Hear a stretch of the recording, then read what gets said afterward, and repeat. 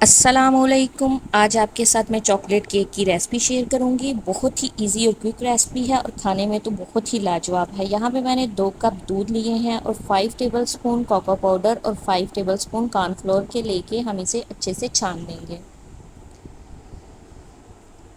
छानने के बाद इसे अच्छे से मिक्स कर लेंगे ताकि इसमें कोई लम्स ना रहें। अभी मैंने फ्लेम ऑन नहीं किया।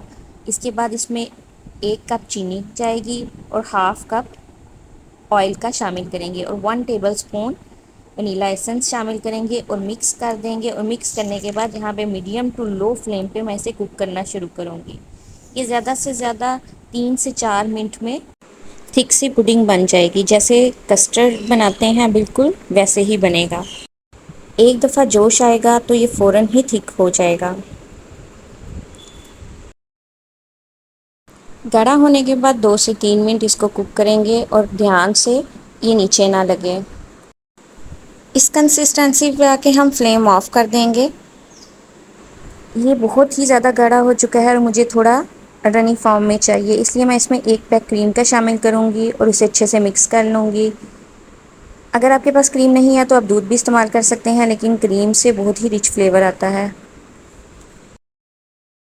अच्छी तरह मिक्स करने के बाद हाफ़ पुडिंग मैं बाउल में निकाल लूँगी और उसे अच्छे से हिला दूँगी।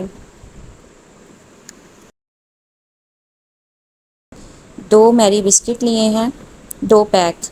उन्हें मोटा मोटा तोड़ लेंगे। हमने इसको पाउडर फॉर्म में नहीं बनाना, बल्कि एक बिस्किट के 4 पीसीस कर लेंगे और फिर इसे जिस बाउल में हमने निकाला था उसके ऊपर फैला देंगे। आप चाहें तो कोई भी बिस्किट इस्तेमाल कर सकते हैं जो आपका फेवरेट हो, आप वो इसमें डाल लें। जो हाफ़ पुडिंग बची हुई थी वो इसके ऊपर डाल देंगे। अच्छे से फैला लेंगे और तमाम तरफ से सेट कर देंगे। यहाँ पे मैंने हल्का सा इसकी मिक्सिंग की है, बहुत ज़्यादा मिक्स नहीं करना, बस 1 से 2 दफ़ा ऊपर नीचे किया है ताकि बिस्किट थोड़े ऊपर नज़र आना शुरू हो जाएं। फिर इसे ऊपर से इक्वल कर लेंगे और सेट होने के लिए रख देंगे। इसे आप फ्रिज में कम से कम 8 से 10 घंटे के लिए रखें। अच्छे से ठंडा होगा तो टेस्ट ज़बरदस्त आएगा। इसके बाद अगर आप चाहें तो इसको ऊपर से डेकोरेट कर लें। यहाँ पे मैंने बिस्किट्स का चूरा ही ऊपर से अच्छे से फैला दिया था। आप चाहें तो किसी चीज़ से भी डेकोरेट कर सकते हैं। अगर नहीं भी करेंगे तो फिर भी ये बहुत टेस्टफुल बनेगा।